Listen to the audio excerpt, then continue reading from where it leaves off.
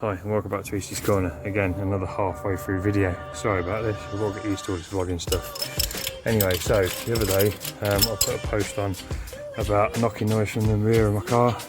It turned out that the suspension shock absorber mount had broken.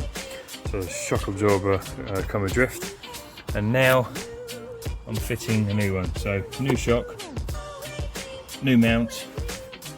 To do this you need an E14 hex key type socket, and that's for the top, and you also need an E20 for the bottom one, which is that one there that you can see. The shock absorber itself cost me £63, and the mount was about £23–24, so quite expensive really. I went direct to GSF to buy them parts, because obviously I need a car. I can't be running around, I can't be waiting on parts from eBay, because I would have done that. I would have bought the parts from eBay. And this is running on sport suspension as well, so I had to make sure that it was the right parts. Not that I don't trust eBay, because I do buy a lot of parts from eBay. Yeah, just when you, I think these shock absorbers have never been changed since I've been on the car, so it's 2004, so it's like a 15-year-old car, and the shocks are probably original from new. And when you do that, when you change the mount and everything, make sure you get everything off the car, because the mount had degraded so much it had split and come apart, and it had actually stuck itself in the recess. So when I took the mount off, it looked like that was supposed to be part of the car, and it wasn't. I actually did a little bit of scraping with a screwdriver just to get some of the crap off so I could make it a little bit smoother, and this massive chunk just fell out, and that was literally the mount. I don't know where it is now, somewhere around it. Here it is. Yeah, look. That there, see how thick that is? Yeah, that was part of the mount. And look how much it crumbles, look. Yeah, so that is breaking up. That's alloy. I don't know what the mount's made of actually. It could be graphite, I have no idea. I doubt it would be graphite.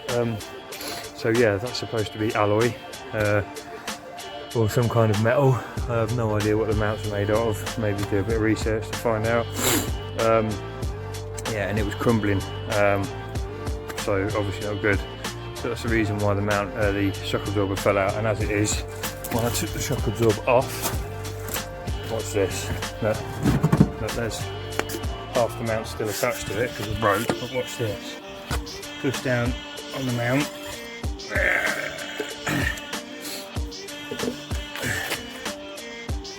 Look how slowly that's coming out. That's a knackered shock. That should come out a lot quicker than that.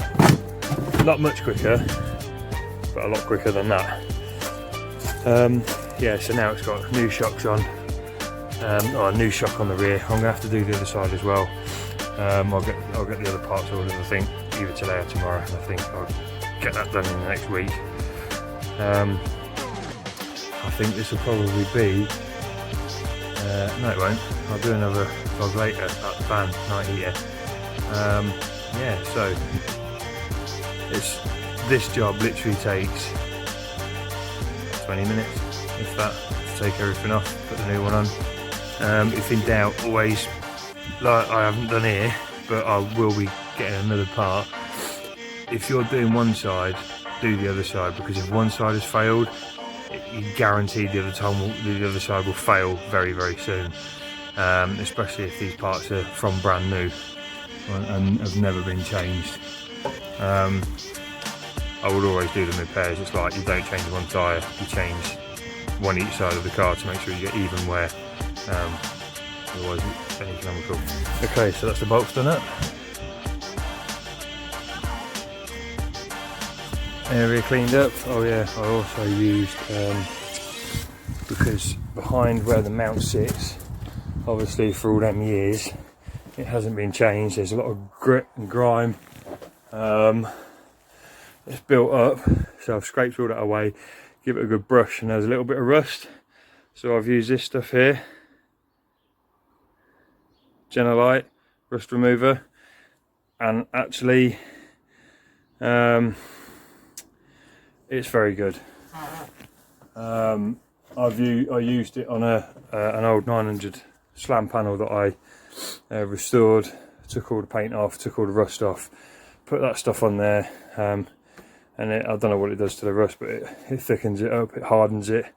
I don't know exactly what it does, but it gets rid of it anyway. Anyway, so yeah, so I'm going to put the wheel back on now, and then that's that job finished. And then what I'll do when I do the other side of the Saab, the shock absorber, I'll do the whole video from the very beginning, because some of these bolts have been on since they were new. They're incredibly hard to get off. You know, when you do a repair, just make sure that you keep an eye on the bolts. Maybe a couple of, I don't know, maybe 50, 200 miles down the road or whatever. Well, when you get back, you know, if you're doing a nice little journey and you get back home, just do a retorque. Just make sure that you read up for the torque or the manufacturer's specifications for torque for these bolts, because if you over tighten them, you may either never get them undone again, or you'll break them off and the heads will shear off, and then you've got a whole new issue on your hands. But yeah, I do them up as tight as I can do them up. Especially when they're big bolts like that, especially when it comes to suspension and things. But the smaller bolts, I tend to do them up hand tight, and then just do that extra, maybe up to a quarter of a turn, just to make sure they're a little bit tighter. Or if you're doing things like some changes and things like that, make sure you definitely follow the manufacturer's specifications for the newton meters of torque that you have to do these bolts up with. Anyway, I'm going to put that wheel on now. I'm going to go, and then I'll do a video on the van for you, how the night heat is fitted and all that. So yeah, enjoy, keep sharing, keep liking my videos. Catch you soon.